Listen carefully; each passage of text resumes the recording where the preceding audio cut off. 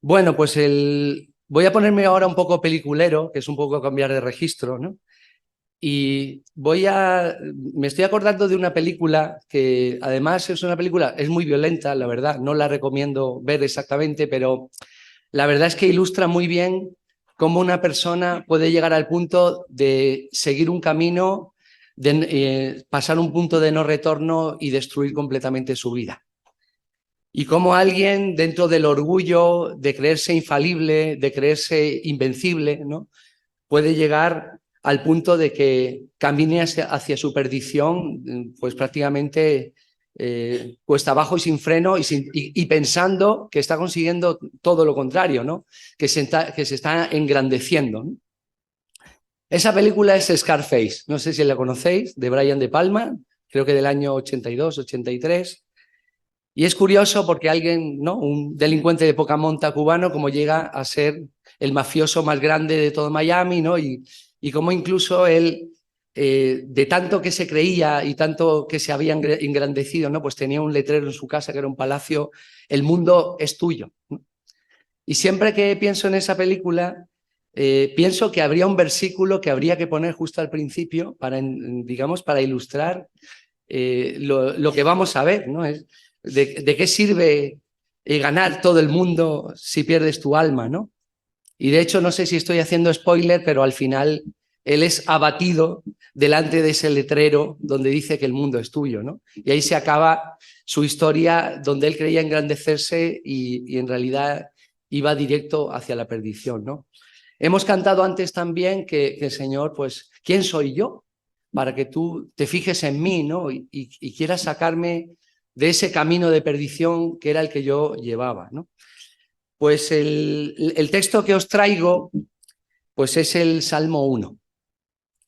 El Salmo 1, cuando lo leemos, o a veces cuando leemos ciertos pasajes de la Escritura, a veces tendemos a identificarnos quizá, bueno, porque en realidad el Señor pues, nos ha rescatado, nos ha amado, estamos a su lado, ¿no? Pero nos identificamos con los justos, ¿no? Muchas veces, ¿no? Dice, estos son los justos, que es el bando nuestro, y luego está el bando de los malvados o de la gente que lleva ese camino de perdición, pero quizá olvidamos, aunque con la canción no lo hemos olvidado, que nosotros no estábamos en el camino correcto, que nosotros no llevábamos una senda para alcanzar la gloria sino todo lo contrario, que en realidad llevamos un rumbo de destrucción de nuestras vidas y de esclavitud del pecado, ¿no? Eso no hay que olvidarlo.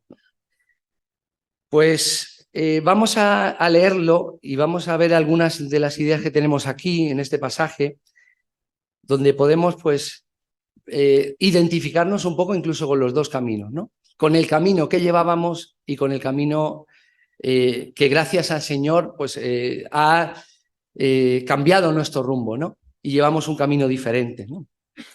Dice así, dice, bienaventurado el varón que no anduvo en consejo de malos, ni en camino de pecadores, ni en silla de escarnecedores se ha sentado, sino que en la ley de Jehová está su delicia, y en su ley medita de día y de noche. Será como árbol plantado junto a corrientes de aguas, que da su fruto en su tiempo y su hoja no cae. Y todo lo que hace prosperará. No así los malos, que son como el tamo que arrebata el viento. Por tanto, no se levantarán los malos en el juicio, ni los pecadores en la congregación de los justos, porque Jehová conoce el camino de los justos, mas la senda de los malos perecerá. Pues pensando en... Es un salmo muy sencillo, es un salmo con ideas bastante claras, no es nada críptico, no necesita una interpretación, digamos, muy exhaustiva, pero podemos señalar al menos 4 ideas muy claras que nos señala el Salmo. La primera es la mención del camino o la senda, ¿no? Que además lo tenemos como bifurcado, dividido en dos, ¿no? La pregunta que nos podríamos hacer es cómo el Señor nos enseña o nos muestra cómo debemos andar, ¿no?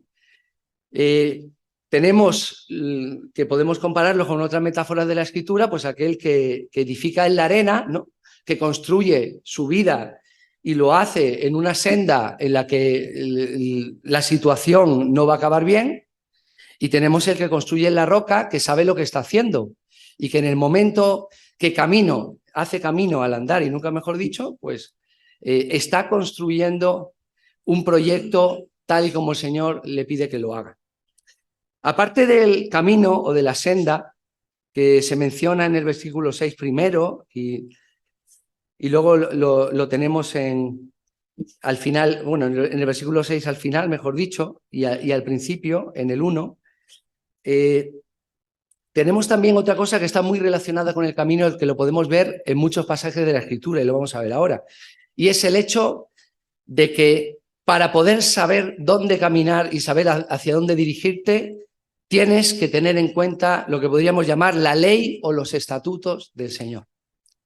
¿Qué queremos decir con ley? ¿Qué queremos decir con estatutos? Podríamos llamarlo también escritura, también. Pues sería las indicaciones o las directrices o el conocimiento que el Señor nos da, revelado para poder saber de qué manera vivir y de qué manera andar, ¿no? Sin ese conocimiento, nosotros estaríamos perdidos, y esa ley y esos estatutos, pues de alguna manera los utilizamos como una especie de brújula para orientarnos. La ley, los estatutos del Señor, la Escritura, al fin y al cabo, es como una brújula, como una orientación que el Señor nos da para saber por dónde debemos caminar. Pero además del camino y además de la ley o la Escritura o los estatutos, según como lo llamemos o como la Escritura sale reflejado, tenemos una idea más. A la vez que caminamos, a la vez que obedecemos la ley del Señor, que seguimos los preceptos, que buscamos el conocimiento para guiarnos, tenemos también los frutos que da ese caminar. Es decir, es esperable o deberíamos poder esperar, según el Salmo, que nosotros en ese caminar producimos hechos, obras, frutos del Espíritu Santo, en fin, cosas que reflejan que estamos caminando de una manera diferente y que vamos por la senda correcta. Es decir, tenemos una dirección y un sentido que marca un camino y tenemos un conocimiento que necesitamos para ello, y eso da resultados, da frutos. Se ve en nuestra vida eso que acontece o que pasa cuando nosotros obedecemos. Eso sería la tercera idea que encontramos en este salmo y que dividimos simplemente en 4 ideas muy sencillas. La cuarta idea sería que al final de ese camino tenemos o nos espera un juicio y se va a cumplir la justicia del Señor, que es lo que espera en ambos lados del camino, en ambos lados de la bifurcación. No importa qué camino escojas, el Señor al final va a hacer un juicio y va a juzgar ese camino que hemos seguido y esos frutos que hemos dado. Por tanto, volviendo un poco atrás y recordamos, tenemos un camino o una senda que debemos seguir, tenemos una brújula, una guía, que son la ley o los estatutos del Señor mientras seguimos ese camino.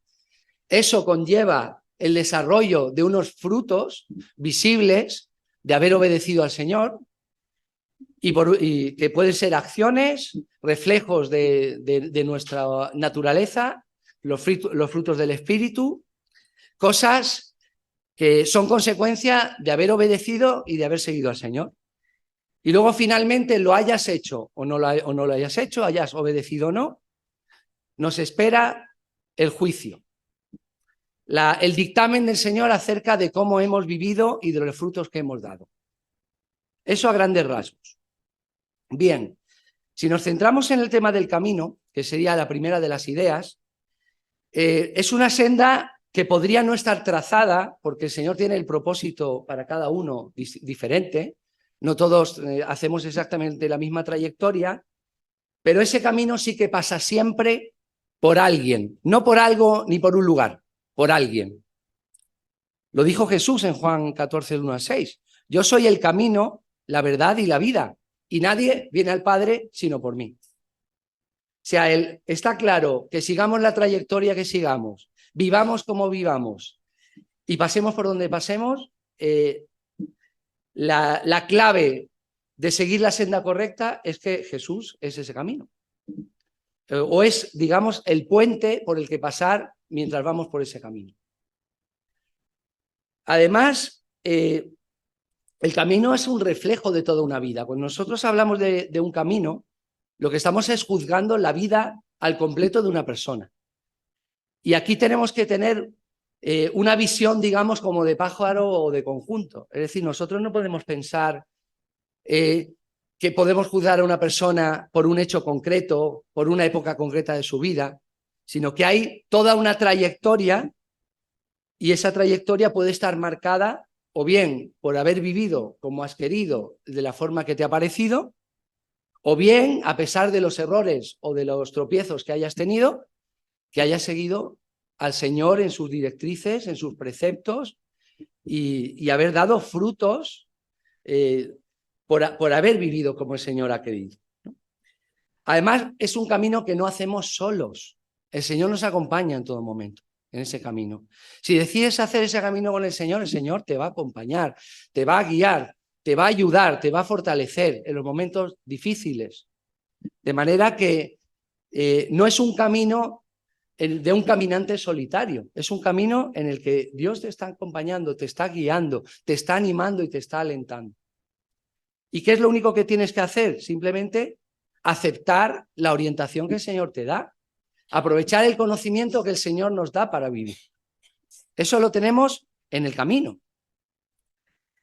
En la Escritura hay muchísimas referencias, supongo que sabemos todos que el camino es una palabra muy utilizada en la Escritura, está muy presente, Antiguo, Nuevo Testamento, escudriñad vuestros caminos, que es lo mismo que piensa en tu vida o en lo que estás haciendo, o sea que tenemos muy presente que la Escritura nos señala continuamente cómo debemos caminar y hace referencia a ese camino, ¿no?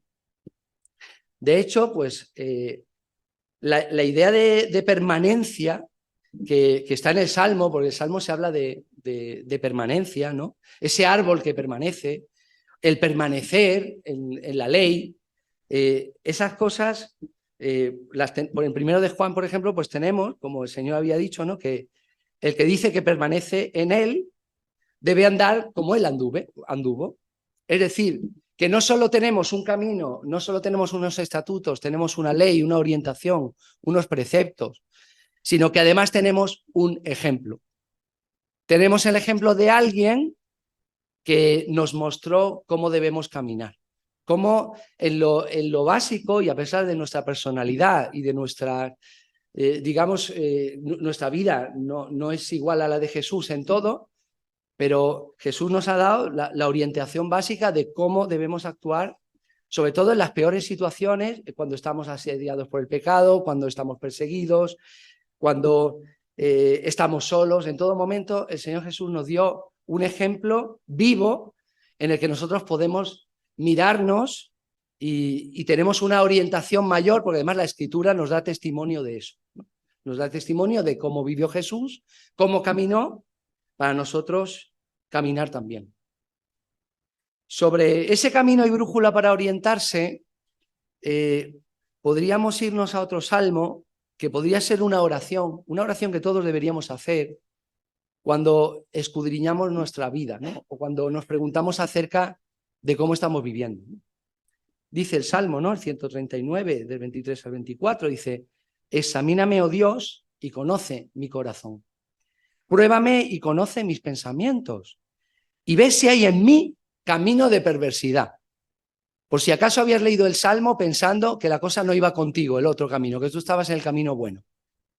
Y si acaso no estás seguro o quieres tener una revelación de cómo realmente estás caminando, pues podemos dirigirnos directamente al Señor y abrir nuestro corazón y decir: Señor, ¿cómo estamos caminando? ¿Cómo realmente estamos viviendo? ¿No? Y dice al final, y guíame en el camino eterno.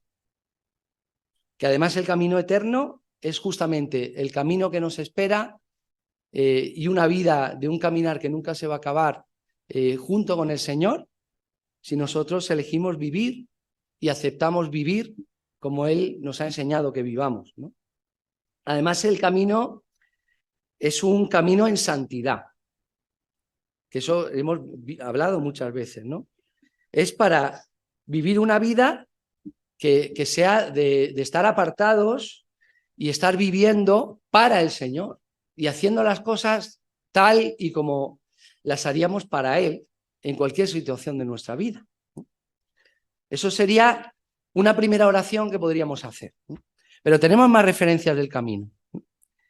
Por ejemplo, en Isaías 35:8 dice, y habrá allí una calzada y camino. ¿Por qué dice calzada y camino? Porque por un lado estamos haciendo el camino que nosotros hacemos al andar, digamos ese camino que es nuestra elección a la hora de caminar, y luego está la calzada, que es lo que te marca por dónde tienes que ir, la orientación del camino que debes seguir. Y será llamado camino de santidad, no pasará inmundo por él. Ya sabemos al camino se está refiriendo, ¿no? Mismo que el Salmo 1, ¿no?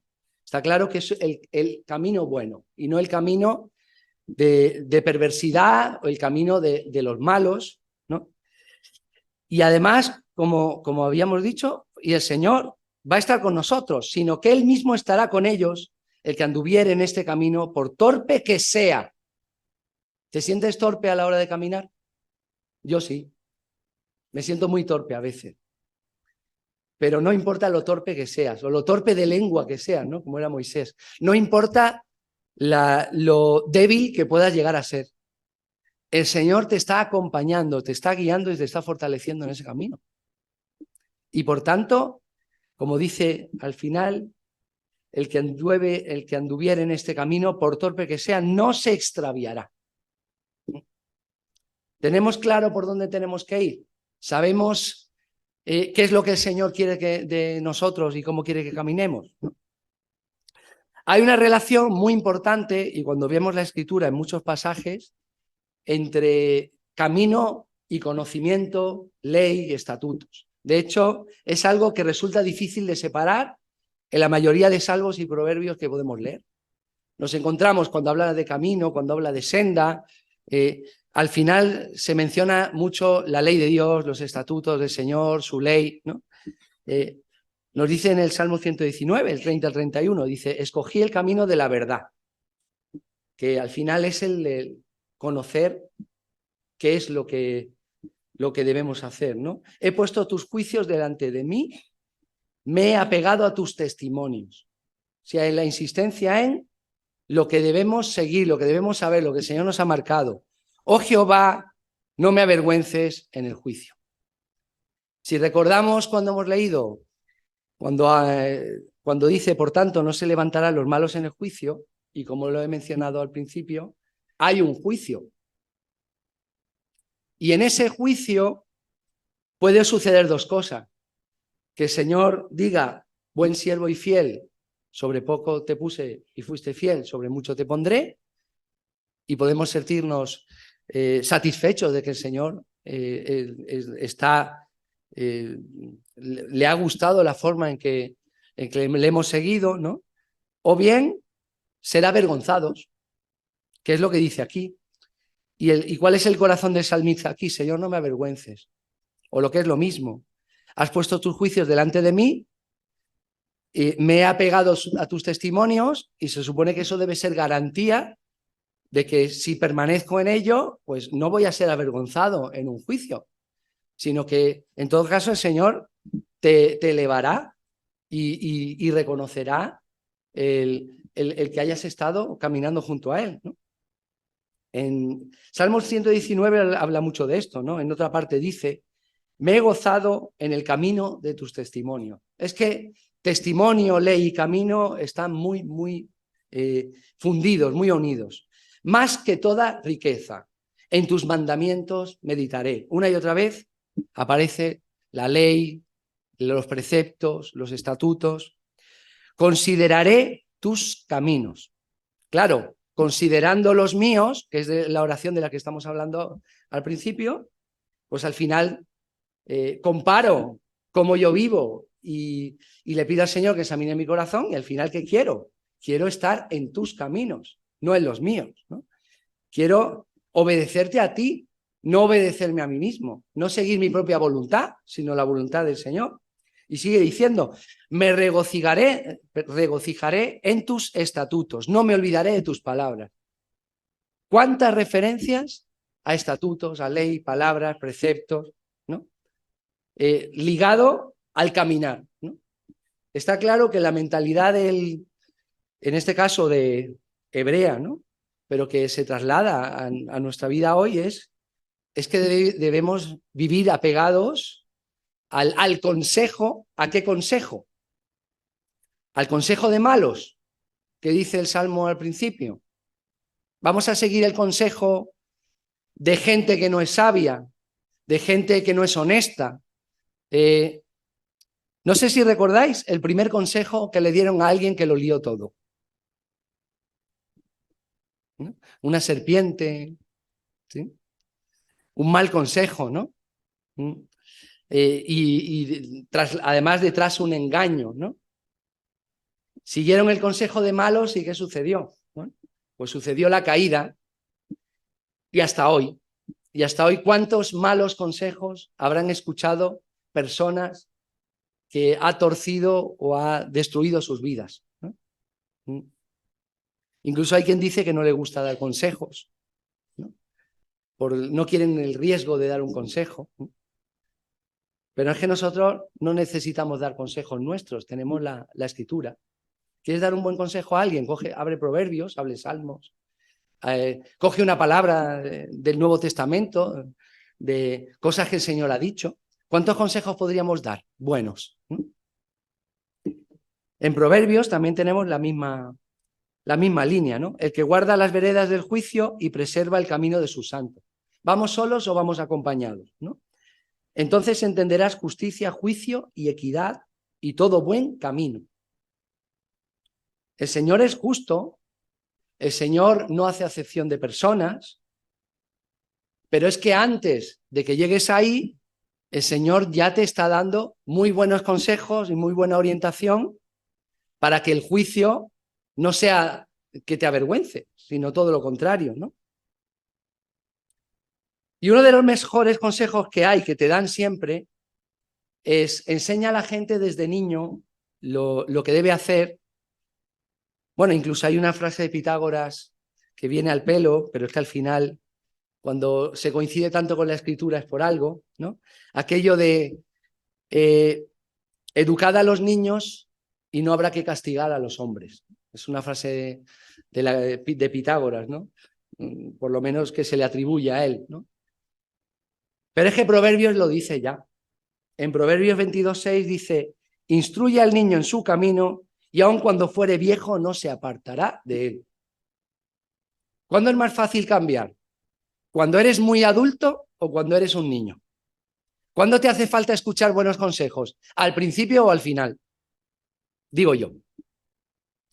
Sí, o sea, los que tenemos hijos, yo tengo una niña, ya lo sabéis, o todos los que tenemos hijos jóvenes, pues este es el momento de hacer el trabajo. Porque después enderezar el camino es más difícil, es más complicado. Y entonces la facilidad de perderse de un adulto es, bueno, el niño sí está muy desorientado, es verdad, pero aquello que nos han enseñado desde niños que no se te olvida. ¿Cuándo realmente no se te olvida algo? En Salmos también, pues tenemos algo que, por cierto, lo recuerdo desde niño. Lo he escuchado desde niño. Y es, lámpara es a mi pies tu palabra y lumbrera a mi camino. Otra vez Salmo 119. Eso lo cantaba yo cuando era así. Cuando era un niñito. Y resuena todavía en mi memoria la canción. Y supongo que porque lo aprendí desde niño, me parece tan bello leer eso, ¿no? Lámpara es a tus pies mi palabra. O sea, otra vez lo que hemos hablado, la brújula, la guía, aquello que nos muestra el camino, nos dice por dónde tenemos que ir y que sepamos por dónde andamos, ¿no? Y en la ley lo tenemos muy claro, en Deuteronomio, que es la ley, ¿no? Dice, andad en todo camino que Jehová, vuestro Dios, os ha mandado. Los estatutos, los preceptos, la ley, para que viváis y os vaya bien. Porque ¿para qué quiere Dios que le obedezcamos? Porque es un tirano, porque es alguien que le encanta que hagamos todo lo que él dice. O en realidad se trata de que Dios quiere que tengas una vida en plenitud, en abundancia, que vivas bien, que sientas paz, que seas feliz, incluso en los peores momentos. ¿Qué quiere Dios para ti realmente? ¿Dios quiere simplemente esclavos que le obedezcan? No. Quiere hijos que vivan en plenitud, que tengan paz, que tengan una vida en abundancia. Y además es que sigue diciendo, y tengáis largos días en la tierra. Si volvemos al Salmo 1 a acordarnos otra vez, habla de ese árbol plantado al lado de las corrientes de aguas, que permanece, que su hoja no cae, que se mantiene vivo, ¿no? ¿Cuál es la corriente de agua a la que nosotros deberíamos estar cerca para estar bien alimentados, nutridos y vivos, ¿no? En primera de Pedro dice, mas la palabra del Señor permanece para siempre, ¿no? ¿Quieres realmente permanencia? Afírmate a algo permanente. Si quieres afirmarte a algo que no es permanente, no vas a permanecer. Afírmate a la palabra del Señor y permanecerás. Pues ahora que hemos hablado de el camino y de los estatutos y el conocimiento que necesitamos para caminar, hablemos de los frutos. Eso que se supone que nosotros obtenemos por el hecho de caminar precisamente en la ley de Dios y siguiendo sus estatutos. Y claro, una cosa que nos pasa siempre, yo creo que lo pensamos muchas veces, es ver cómo gente que es malvada o que es mala o que solo se dedica a medrar o a subir a costa de los demás y nos da la sensación de que esas personas prosperan. A que nos pasa a todos. O sea, tenemos la sensación de que, Señor, te estoy obedeciendo, estoy haciendo lo que tú quieres y yo lo que veo no es precisamente diga, que prospere yo, parece que más prospera los otros, ¿no? Y cuanto más mientas, más ningunees a los demás, o cuanto menos sensibilidad tienes con los demás, parece que te va mejor. La pregunta es, ¿tenemos perspectiva a la hora de juzgar lo que está pasando a nuestro alrededor o solamente nos centramos en el momento, ¿no? Y vemos, porque la prosperidad, la gente sube y baja muy deprisa. La gente no tiene, y no es que nos alegremos del mal de nadie, ¿eh? Ni siquiera de la gente mala, yo creo que está claro, ¿no? O sea, si algo el Señor nos ha dado es que nosotros no queremos dolor para nadie, injusticia para nadie y no queremos lo malo para nadie, yo no lo quiero. Me da igual incluso que esa persona alguna vez me haya dañado, porque el Señor nos ha dado eso, ¿no? Pero nos duele un poco decir, narices, es que yo podría estar en otra situación y veo medrar y subir y mejorar y ser mejor visto al que hace las cosas mal, ¿no? Pues ahí es donde debemos confiar en el Señor. Y los Salmos una vez más nos dice algo sobre esto, ¿no? Dice, guarda silencio entre Jehová y espera en él. No te alteres con el motivo del que prospera en su camino. Y lo de prospera muy entre comillas, ¿eh? Porque por el hombre que hace maldades. No juzguemos el éxito como lo juzga el mundo. Juzguemos el éxito como el Señor lo ve. Tener paz en tu corazón, tener la tranquilidad de que haces las cosas como deben hacerse. Y si nadie lo ve, el Señor lo ve. Y al final, el camino tiene un derrotero y tiene un final. Y ahí es donde lo vamos a ver. Y va a haber un juicio. Los frutos que creemos ver en los demás de medrar son temporales, ¿eh? Pero cuando nos habla en el Salmo de frutos y nos habla de permanencia, estamos hablando de un árbol que resiste todo, que su hoja no cae, Y tú puedes... Hablemos un poco de las redes sociales, si os parece. La gente es toda muy feliz en las redes sociales, le van a todo muy bien, menos a ti, como siempre, ¿no? Veo Facebook y la gente le va de maravilla. Todos hacen un escaparate de su vida y parece que es todo maravilloso. Luego incluso al que te aparenta o tú crees que medrando le va bien, pues tiene a lo mejor amargura en su corazón. Y no lo queremos ni lo deseamos para esas personas. Pero lamentablemente, si tú no sigues los preceptos, los estatutos y la ley y las indicaciones que el Señor te da, ¿crees que te va a ir bien? ¿Realmente te va a ir bien? No. Miremos a largo plazo y no a corto plazo. Miremos con vista de pájaro nuestra vida y la vida de los demás y no nos fijemos en pequeñas situaciones que hoy estás aquí y mañana estás allí, ¿no? Desde una perspectiva eterna y puesta los ojos en Jesús, los que aman y que le obedecen sí que van a llegar al éxito, pero no al éxito que el mundo espera, ni bajo la definición de éxito que hay en el mundo. Claro que no. Un éxito mucho mejor. Un final feliz de los de verdad, que es el final del buen camino si lo escoges y permaneces en él. Y tampoco, y esto lo he dicho otras veces, significa que en el corto plazo tú no puedas vivir bien o no puedas sentirte bien. Vale, puedes tener problemas económicos, problemas de salud, lo que significa eso que te tienes que resignar que en el corto plazo tu vida deba ir mal, mientras que la de los malos va bien. Llueve sobre justos y pecadores y al final vamos a vivir una vida pensando, no estoy viviendo ahora, estaré bien en el futuro, porque eso no es así. Porque la vida eterna empieza ahora mismo, empieza desde que conociste al Señor. O sea que puedes tener paz y gozo en la adversidad. Y eso es justo lo que hace grande esta forma de vivir. Que muchos se pregunten, pero ¿cómo puede tomárselo tan bien? ¿Nos ha pasado? ¿Cómo se lo toma así de bien en la situación en la que está?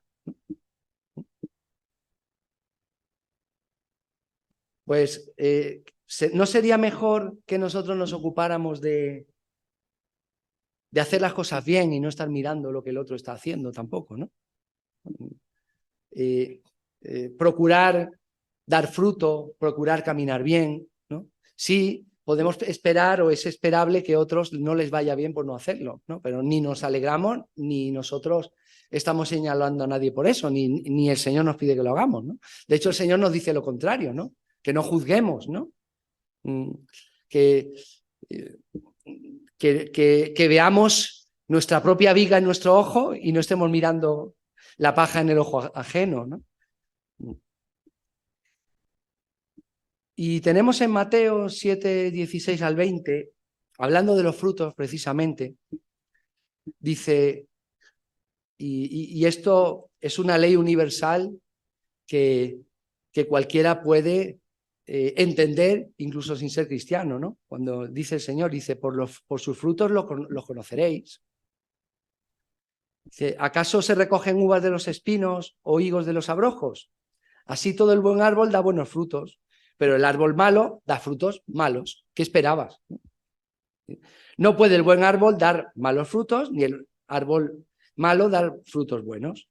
Todo árbol que no da buen fruto, y atención a esto porque es casi lo más importante, es cortado y echado en el fuego. ¿Cuál es la permanencia de alguien que camina mal y que da malos frutos? ¿Qué es lo que le espera? Desde luego no es como un árbol en corrientes de aguas, ¿no? Sino que su permanencia es muy, muy leve, muy corta, y el final pues es el que leemos en el Salmo 1, ¿no? Que es como el tamo, ¿no? Como esas nubecillas de algodón que sale de las plantas y que se las lleva el viento y las esparce, y esa pequeña bolita de pelo que de repente se hace polvo por el aire, ¿no? Eso es lo que espera el camino de perversidad, ¿no? Sigamos hablando de frutos. En Santiago, ¿no? Pero alguno te dirá, tú tienes fe y yo tengo obras. Muéstrame tu fe sin tus obras y yo te mostraré mi fe por mis obras. Y paso al final. ¿Más quieres saber, hombre vano, que la fe sin obras es muerta? Se ve rápidamente por qué vía vas y por qué camino vas, por tus obras. Las obras no te salvan, pero son un reflejo de tu cambio de naturaleza, ¿no? Es decir, si has cambiado de naturaleza, eres un nuevo hombre, caminas como el Señor quiere, eso se tiene que ver en los frutos que das. Y luego, como lo había mencionado al principio, pues los frutos del Espíritu, ¿no? Los de Gálatas, pues el amor, gozo, paz, paciencia, benignidad, bondad, fe, mansedumbre, templanza. Y dice, contra tales cosas no hay ley. Y es que viviendo en la gracia y dando esos buenos frutos, es que no es que te adecues a los preceptos, es que tienes los preceptos en el corazón, grabados en el corazón. Dice el Señor, ¿no? Permaneced en mí y yo en vosotros. Como el pámpano no puede llevar fruto por sí mismo si no permanece en la vid.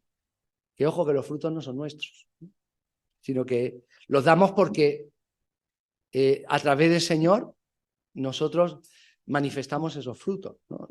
¿Qué frutos daríamos si no estuviéramos en la vid, ¿no? El que permanece en mí y yo en él, este lleva mucho fruto, porque separados de mí nada podéis hacer. Si es que más claro no se puede decir, ¿no? Separados del Señor, ¿qué vida nos espera? ¿No?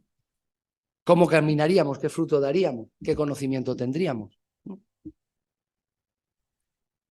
Y vamos ahora a la parte de la justicia y el juicio. Justicia y juicio. Yo creo que todos somos conscientes, y más conociendo las Escrituras y estando cerca del Señor, que la injusticia tiene sus días contados. A la injusticia le queda poco, porque el Señor lo tiene todo atado y bien atado. Y nadie va a poder escapar de la justicia del Señor, nadie. Entonces, si tenemos un camino bifurcado, ahí va a haber justicia y juicio igualmente. La cuestión es qué clase de justicia y juicio se te va a aplicar en función de cómo caminas. Y aquí me voy a volver un poco al Salmo otra vez, porque siempre hay algo que me había llamado la atención, y es cuando dice, por tanto, los malos no se levantarán en el juicio, ni los pecadores en la congregación de los justos. La pregunta que nos podríamos hacer nosotros es, ¿por qué levantarse? ¿O en qué situación una persona se levanta en un juicio? ¿Por qué la gente se levanta en los juicios, ¿no? ¿O en qué momento de lo solemne que es un juicio se levanta una persona?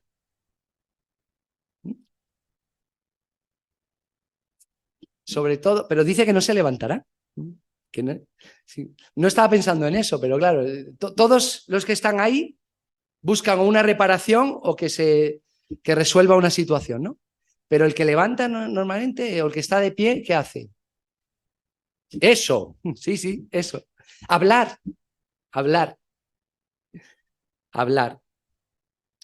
¿Y por qué puedes hablar? Puedes hablar para defenderte, para defender tu causa, para decir tus motivos. ¿Y por qué dice en el Salmo que los injustos no se levantarán? Por una razón muy sencilla. En la justicia humana, vayamos a la justicia humana y luego vamos a la divina. En la justicia humana, normalmente, el que se levanta para hablar, se le presume, por ejemplo, su inocencia, si está acusado, ¿no? Y tiene la oportunidad de dar su versión, que a lo mejor es una versión falsa. Bueno, fijaos cómo es la justicia humana. Incluso hay leyes que te dan derecho o no a mentir. No sé si lo sabéis, ¿no? Cuando se habla, esta persona tiene derecho a mentir porque se está defendiendo, pero hay ciertos testigos que no tienen derecho a mentir y si mienten incurren en delito. Es curioso, ¿no? El derecho a mentir, ¿no?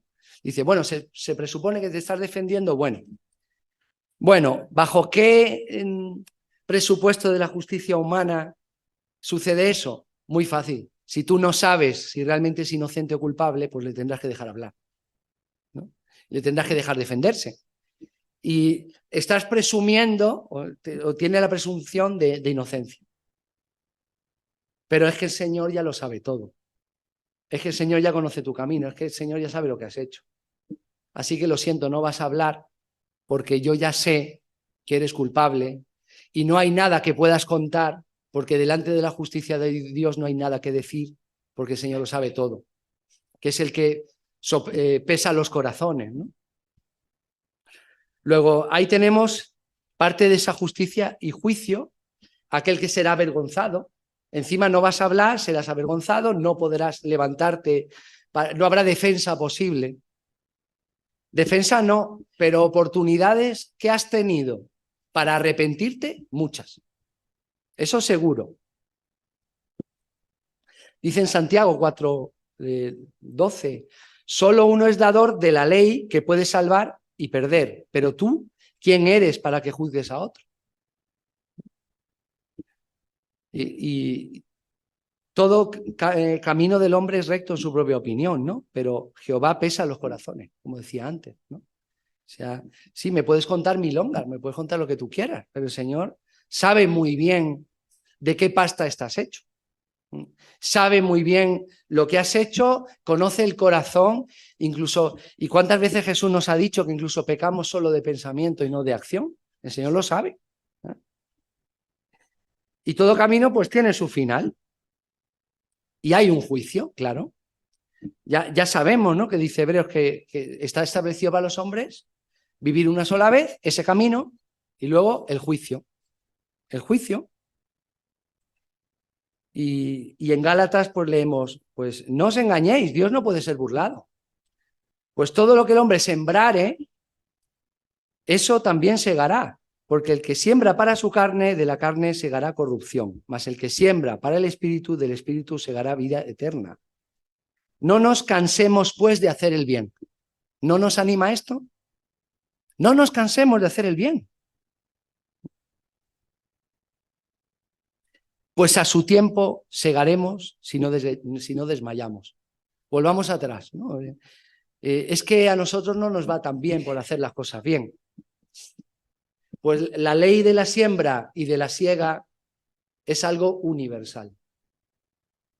Aquello que se siembra, se siega. Y si no a corto plazo, a largo plazo, sí. Al final, lo que se siembra, se siega. Y muchas veces lo vemos incluso al corto plazo. Muchas veces. Pero más aún en el juicio, donde no hay posibilidad de que no se haga justicia, porque Dios es justo. Pero como había comentado, es que Dios no es alguien que su plan fuese condenarnos o que eso es lo que él quería o lo que él quiere, ¿no? Dice en Juan, ¿no? Que porque no envió Dios a su Hijo al mundo para condenar al mundo, sino para que fuese salvo por él, ¿no? O sea, no se trata ahora de que Dios es un vengador que está deseando que la gente arda y sea destruida y no permanezca. Oportunidades se dan y muchas. Pero luego está tu libertad y tu elección porque el Señor nos ha hecho seres libres. Nosotros podemos, porque el Señor no obliga a nadie a seguirle. Y si tú no haces lo que el Señor tiene pensado para ti, pues lo hará otro en tu lugar. No te pierdas la posibilidad de que seas tú el instrumento escogido, ¿no? Para el Señor, ¿no? Y por no alargarlo mucho más, pues os dejo pues un último mensaje también de la Escritura, como no puede ser de otra manera, que creo que es lo que deberíamos todos decir al final del camino, de ese camino. Todos los que a lo que deberíamos aspirar. Y yo sé que la gente que ya se ve más al final del camino, esto le podría hasta hacer ilusión. A mí me lo haría. A mí me gustaría verme con, no sé, con 80 o con 90 años y poder decir esto. Me encantaría poder decir esto. Que es, he peleado la buena batalla, he acabado la carrera, he guardado la fe, por demás me está guardada la corona de justicia, la cual el Señor, juez justo en aquel día, y no solo a mí, sino también a todos los que aman su venida. Porque claro, el Señor va a volver y el Señor, la injusticia tiene los días contados, el camino de los perversos tiene sus días contados. No, es una insensatez pensar que el mal te va a salir gratis. No te va a salir gratis, porque a la justicia de Dios no se escapa nada. Y el más pequeño sufrimiento en silencio que tuviste, el Señor lo ha visto. El Señor ha visto cuando sufrías en silencio un montón de injusticia, pero es que el Señor te va a reparar y te va a reparar en público. Así que tengamos esa esperanza, ¿no? O sea que cuando leemos esos dos caminos que hay, ¿no? Leemos que hace falta una orientación y que la orientación la tenemos, ¿no? Y tenemos el ejemplo también. Cuando comentamos que eso da frutos y también los podemos ver y los podemos disfrutar, y además sabemos que el final es la justicia, la reparación, todo lo bueno que podamos esperar, porque las promesas del Señor no fallan y solo hay alguien que hace promesas y sabe que las puede cumplir, solo hay alguien. De hecho, me estoy acordando de un dicho que es justo lo contrario de esto, y lo voy a decir, que decía Quevedo que no hay quien promete tanto como aquel que no puede cumplir, ¿no? Que ya lo sabe que no va a cumplir, ¿no? Así desconfía del que te prometa muchas cosas y toda clase de cosas, salvo del Señor, claro, porque Él sí puede cumplir. Esa es la diferencia. Bueno, pues voy a hacer algo que no he hecho nunca. Voy a orar, que esto no lo he hecho estando aquí nunca, y vamos a poner en manos del Señor pues esta enseñanza, ¿no? Y que no es mía, sino que es de la Escritura, ¿no? Y que es para mí también. Pues Señor, te damos muchas gracias, porque tú cuidas de nosotros, no caminamos solos, porque nos das las herramientas, nos das la enseñanza para que podamos seguirte, porque tenemos un ejemplo vivo para poder caminar contigo, Señor. Te pedimos que tú, como tantos salmistas y en los proverbios, pues han declarado, primero, que pongamos a tu disposición nuestro corazón para que tú veas si hay algo que no estamos haciendo bien y que tú endereces nuestro camino y sobre todo que vivamos ahí afianzados en tu palabra, siguiendo tus preceptos, que seamos instrumentos tuyos, que demos fruto y sobre todo que tu justicia se cumpla también en nosotros, a lo largo del camino y al final también, Señor. Gracias porque tú eres bueno y porque para siempre es tu misericordia. Pedimos paz para el pueblo de Israel y pedimos también fuerza para la semana, para hacer las cosas bien. En nombre del Señor Jesús. Amén.